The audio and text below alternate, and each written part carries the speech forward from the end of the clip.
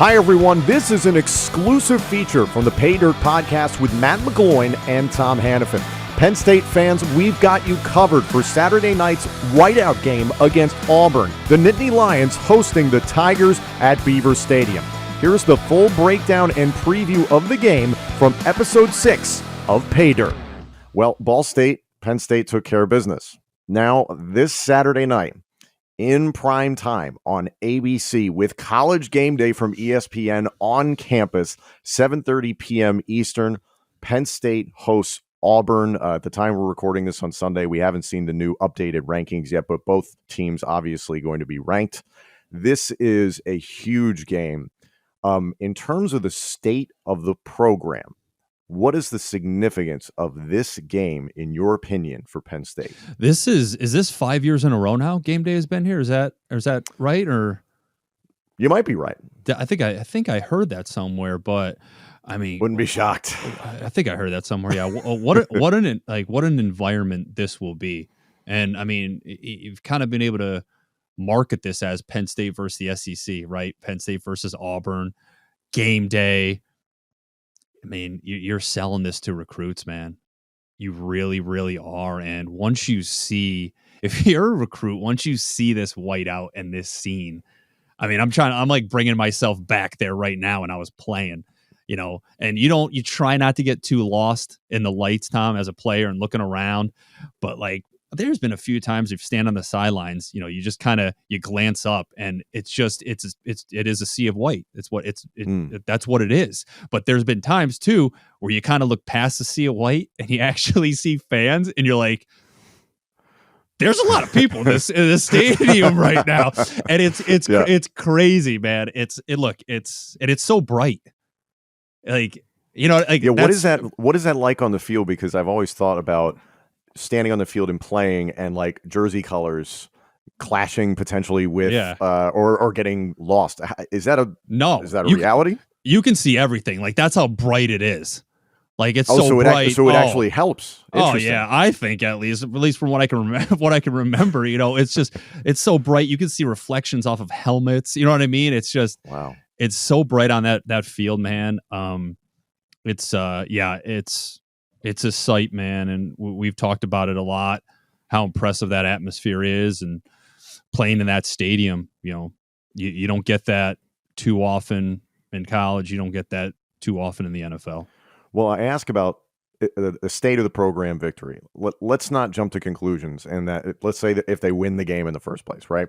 Last year was horrendous. Everybody can agree with that. This is year 8 for James Franklin. We've talked about how members of the fan base are not necessarily thrilled with what has happened, especially in the last few years. If Penn State wins this game, is James Franklin in good shape? Does it mean all that much? Because there's plenty of season left. Or is this just a nice litmus test this early in September? Yeah, I think we'll find out how good they are, Saturday night here. That's not taking anything away from Wisconsin, who, again, is one of the more consistent teams you're going to see throughout the Big Ten. Or it's just this is kind of a different breed of cat, right?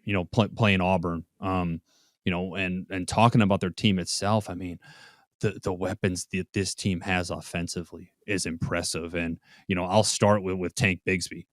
This kid is one of the best in the country.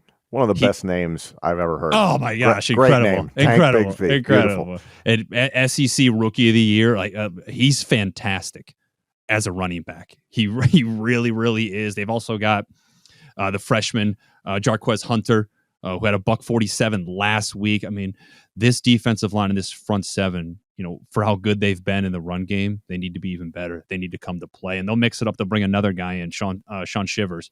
They'll bring in him and change it up at the running back spot, and you'll see. We talked a lot about Penn State using their guys in the pass game. They'll use all these guys in the pass game as well. And Bo Nix, I feel he's in his 3rd year, but I feel like we've been talking about Bo Nix for years now, playing college football. He's like the next Sam Ellinger. He's like the next Sam Ellinger. I was about to say Sam Ellinger, who played at Texas for 45 years. Yeah. And here, since we're on the subject of Beaver Stadium, I want to make this point. For Bo Nix, this will be the 27th game that he's played in. He's played a lot of football. And look, I love Beaver Stadium. It's a great stadium. Arguably one of the best in the country, arguably one of the best environments in all of football. The crowd is great. And don't take this the wrong way, Tom. It's not going to have the same effect on him that it would have on a Cade McNamara or a Spencer Petras. It just won't.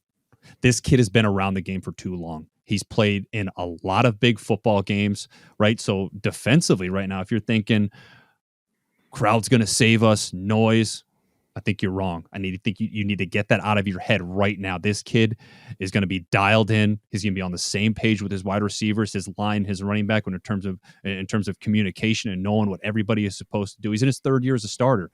And with these weapons around him, he doesn't have to play hero. And the first 2 weeks, he hasn't had to do that. His accuracy has been fantastic, especially in week one. He's throwing the football really, really well right now for Auburn. Well, I'm glad you brought up his week one performance. Again, just like we were talking about with Ball State, it was against Akron. It was a 60-10 win. And then this past Saturday, Auburn hangs 62 on Alabama State. And in the process, Bo Nix goes 9 of 17. Not a really great game. A couple of drops factored into those incompletions, so you do cover him on that. He's pretty honest most of the time in post-game press conferences, and he actually seemed like he felt pretty good about his performance despite what the box score might say. He can be a little Jekyll and Hyde sometimes. And the one comparison that I heard listening to the Auburn Observer podcast, those guys do a great job, is that there's some comparisons between Sean Clifford's style of game and Bo Nix's style of game in terms of their overall ability. Are either guy going to go out and win the football game for you? No. Are either guy going to lose the game for you outright? You certainly hope not. I think Sean Clifford of 2020, more likely. The way he's playing right now, Sean, I don't know about that. Bo Nix, I'm very curious to see which version of him we get. My thought is, Matt, if Penn State gets a lead and it's late in the second half, making Bo Nix beat that Penn State defense, not a good formula for Auburn because, as you said, they can run the ball extremely well. And the nightmare Penn State fans have to be wary of is what Ches Malusi and Garendo did from Wisconsin and just ran the ball down Penn State's throat just 2 weeks ago. So what do you think wins out, that Auburn rushing attack or the Penn State defense? This is a bit of a prediction here already. Yeah. I just... When you watch this Auburn team and you watch those running backs fly around, it's definitely a concern. It should be for Penn State right now. I mean, there's no lack of production when they're bringing running backs in and out of the game. Any one of those guys can score from anywhere on the field, right? They can change it in one play. I mean, these guys are fast. They're quick. They're explosive. They don't look like a team that's under a new head coach right now. This doesn't look like in the first 2 weeks. And again, listen, I understand it's been against Akron and Alabama State. I get it, right? But it looks like they're playing on air. That's how smooth they are. They're dialed in. They're all on the same page, right? They play fast, right? It doesn't look like the 6-5 team from 2020 that we saw under Gus Malzahn and Kevin Steele. They look hungry on offense and defense. Different. It's a different Auburn team. Yeah. Than what we've seen, I think, it is in different. Years past. And offensively, Seth Williams is gone. He's a Denver Bronco. This is a pretty new crop of receivers in that they're either brand new to the program or they didn't play a ton last year. So a lot of question marks exactly what you're going to get there. But it is a veteran offensive line. Yeah, I don't want to. But you mentioned wide receivers. I don't want to interrupt you. But they do. In these first 2 weeks, we've seen some guys, man, that can stretch the field. Javarius Johnson, Jackson, Kobe Hudson, Demetrius Robinson, like all these guys are deep threat guys, man. They can make plays for you. The scary part is I think how similar Penn State and Auburn are, at least on the defensive side of the ball. These are two pretty good defenses, and I understand the knock on the SEC, especially over the last 10 years, that they kind of turned into the Big 12 of the 10 years prior, and that nobody really plays any defense. Auburn's actually got some solid guys. Zacoby McClain, Chandler Wooten, T.D. Moultrie is a guy you really got to keep an eye on because he's an edge rusher. And that edge position, we see it more and more with the NFL draft rolling around, guys getting drafted, and it just says edge next to their name. These are dudes who can play multiple positions, outside linebacker, defensive end with their hand in the dirt. Moultrie is a guy who stuck around after a lot of guys transferred. You talked about the transition from Gus Malzahn to now Brian Harsin. There are plenty of guys that left, plenty of guys that graduated. Moultrie's a dude that stayed and he's really developed. So there's some pieces of this Auburn defense that remind you a little bit of Wisconsin. So you're like, okay, if Penn State's going to do the same stuff they were doing running the ball, and there's still some pieces being moved around on the offensive line. I spoke to Thomas Frank Carr from Blue White Illustrated. He said they're still looking at guys like Effner and Scruggs to see which spot is best for them. They kind of know what they have in Wallace, Walker, and Miranda, but it's just trying to find those other two pieces and where they fit best. So my concern is that this becomes another defensive battle, very much like we saw in the Wisconsin game. And then it does come down to your quarterbacks. It really does, because who's going to make the most mistakes? Who's going to give up these opportunities late in the game? Who's going to turn the ball over? That's the scary part for a Penn State or an Auburn fan heading into this whiteout. Yeah, and look, week 2 and Sean Clifford, he did a good job with his decisions, right? Didn't put the ball in harm's way, took what they gave him, was completion driven, was able to march his team down the field at times. I don't think that's going to be enough Saturday night. Right, you're going to have to, if you're not getting explosive plays in the pass game, this is a game where you're going to have to force the issue a little bit, right? We need to be able to create those plays. We may need to give our guys 50-50 balls down the field and say, Jahan, go make a play for us. Parker, go make a play for us, right? Somebody is going to have to step up. And, going back, looking at Auburn, you mentioned Wisconsin. I just want to make this comparison because it's one of the first things I thought of when I was watching a little bit of Auburn. Right, Tank Bigsby is a more explosive version of Ches Malusi. At least that's what I thought. Right, I mean, I'd agree with that. Yeah, but again, the depth there is scary. Yeah, and Malusi looked good. He reminded me a little bit of Chuba Hubbard from Oklahoma State. So there's some talent there. Okay, straight up prediction: Penn State or Auburn? What do you think? It's unfair, man. So I'll answer first, and then you go. Go ahead. I feel optimistic. I feel like Penn State wins this one. I feel like there's a lot in their corner, and having the tests in the first week as opposed to 2 cupcakes like Auburn has had, Penn State's got the momentum. What do you think? Yeah, I think the first 2 weeks have certainly helped Penn State in terms of preparing for this game. You had a tough Wisconsin opponent on the road where you were able to win that football game and take care of business for 4 quarters. And having Ball State, that's certainly no easy game. Auburn hasn't played anybody. They haven't been tested. I've mentioned that they've looked calm, comfortable, smooth. It looked like they were playing on air because, well, they weren't playing that great of opponents in Akron and Alabama State. So I think we'll know pretty early on here what to expect from this Auburn team. I think if they can establish the run early, Penn State will be in trouble.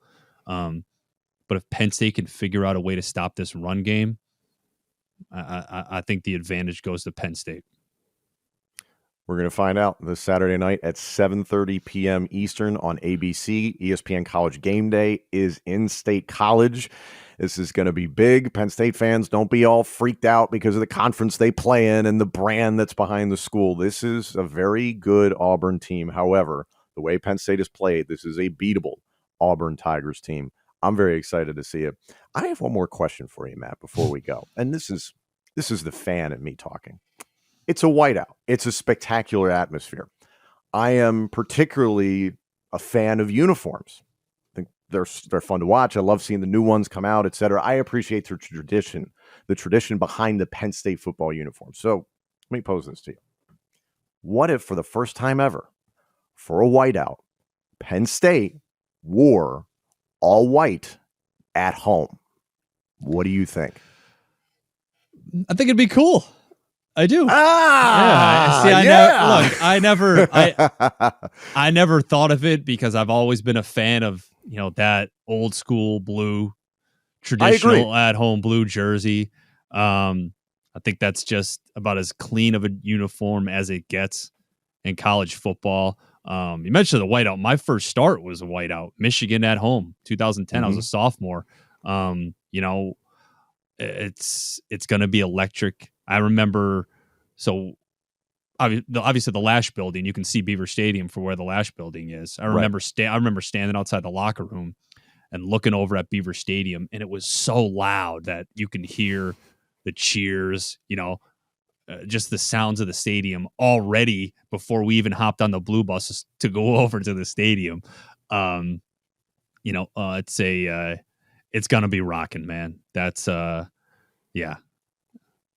I personally think the all white would look really cool, and hell, you got the white cleats from the Generations of Greatness uniforms. I wasn't allowed to wear white cleats. I know, basic blues, no names, all game. I love that. The black shoes. I appreciate all that stuff, and I love that Penn State, a la Alabama, Michigan, Oklahoma, all those story programs. They keep it pretty basic, and they don't mix it up too much, and that's kind of the legacy of Joe Paterno, and that's what the school is all about: tradition and legacy. However, I just think it would look really cool if we did all white. So, James Franklin, if you hear this, give it some thought. Maybe ask the players. I don't know. That's just my thought. Okay, I'm done talking. I'm done going into business for myself. Thank you guys for joining us. Enjoy the game this Saturday night, and we'll see you next week for another edition of Paydirt.